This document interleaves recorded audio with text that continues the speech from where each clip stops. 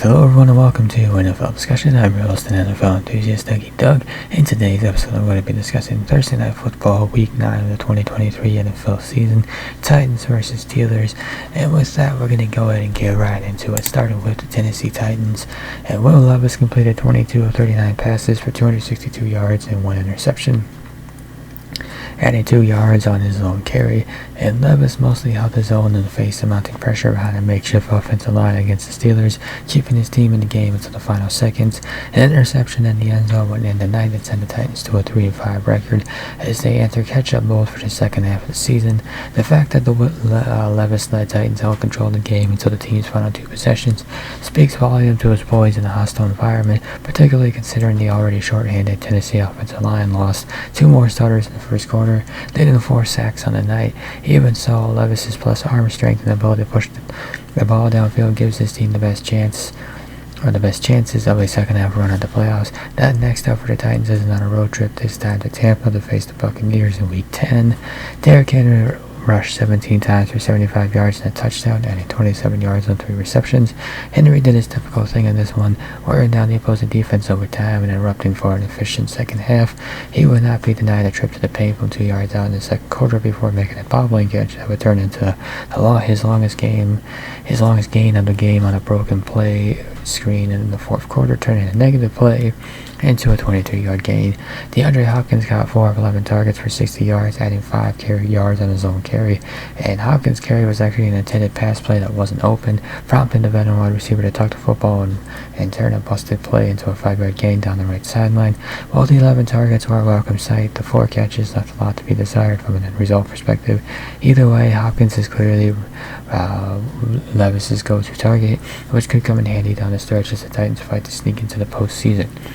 So the Titans in an interesting spot at 3-6. I do believe. I think that's their record. Should have looked at that before. But yeah, Titans are at a bit of a disadvantage at the moment too. They're not out of it, but it's going to be tough for them to try to make the playoffs. I'm only thinking one team from the AFC South makes it in anyway. But overall for the Titans, I would say Will Levis continues to make an impression. Sure, he threw that interception towards the end. He had a couple near picks as well, but the way he was able to push the ball down the field, and just the way he was able to take command of the offense, and for the most part be able to move them. There were some 3-and-outs, sure, but I would think even if Ryan Tannehill was healthy for Week 10, don't even bother. Just play Will Levis. I think he's earned a starting job for at least the rest of the season. Injuries, the Titans were dealing with some injuries on the O-line coming into this game, and they continued to pile up in this game. You saw a lot of injury timeouts for offensive linemen for the Tennessee Titans, but do give credit to the guys that remained and the ones who were able to come back into the game, because they held up for the most part, which was impressive considering the pass rush they were dealing with, or the players they were dealing with on the Steelers defense. Also, Treylon Burks did get injured as well, but sounds like he's going to be okay. He has movement, and I think they said he was able to walk on his own power. So yeah, I think he'll be okay eventually. At least that's what it sounds like. And Sean Murphy-Bunting went down with an injury as well. So unfortunate loss for the Titans here, but there is a positive in that Will Levis might be a guy quarterback. At the very least, Will Levis did enough here to earn a starting job for the rest of the season. Pittsburgh Steelers. Kenny Pickett completed 19 of 30 passes for 160 yards and a touchdown. Pickett led an opening possession drive for a touchdown as the Steelers marched the field in a methodical fashion to start the game, only to be held out of the end zone for the remainder of the game until Pickett hit a wide-open Deontay Johnson in the end zone from 3 yards out, with just over 4 minutes remaining on the clock to give the Steelers their first lead since 6 minutes remaining in the second quarter. Offensive coordinator Matt Canada's offense remained flat and uninspiring, even with the Steelers play caller down on the sideline for the first time in his coaching career.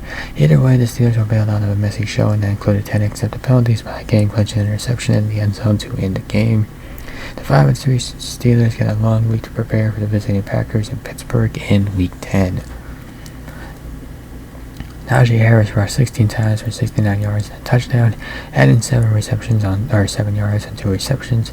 It wasn't all roses and rainbow for the veteran back, as you saw Jaylen Warren vastly outperform his efficiency metrics and also dropped 2 passes on his way to another underwhelming showing in the box score. Harris did manage his longest carry of the season at the beginning of the third quarter when he broke loose up the middle for a 25-yard gain after finding the end zone to cap off a touchdown drive on the team's opening possession. Deontay Johnson got 7 or 9 targets for 90 yards and a touchdown, and Johnson bucked the monkey off his back with just over 4 minutes left to play in the fourth quarter with a wide-open touchdown grabbing the front corner of the end zone from 3 yards out. It was all smiles with a veteran Alpha going a season and a half without finding the end zone. Johnson remained the favorite target for Kenny Pickett, who was held to just 5.3 yards per attempt on 19 of 30 passing against a porous Titans secondary. So, yes, in this game, Matt Canada was on the sidelines, but it didn't seem to make much of a difference. Give credit to Pickett playing through a ribs injury, doing just enough to ensure his team would get the win. Offense still has no identity. Jaylen Warren continues to outperform Najee Harris, but it looks like they're trying to stick with him as the lead back. With Harris as the lead back, and George Pickens had negative 1 yards receiving, which that's not good. I mean, that shouldn't be a thing. I also gotta give credit to the defense here. They had some early struggles in this game, but they closed out in the fourth quarter with that game clinching interception. And with that, one more thought too. We'll just go ahead and close out this episode of NFL Discussion. If you enjoyed this episode, be sure to hit that like button down below.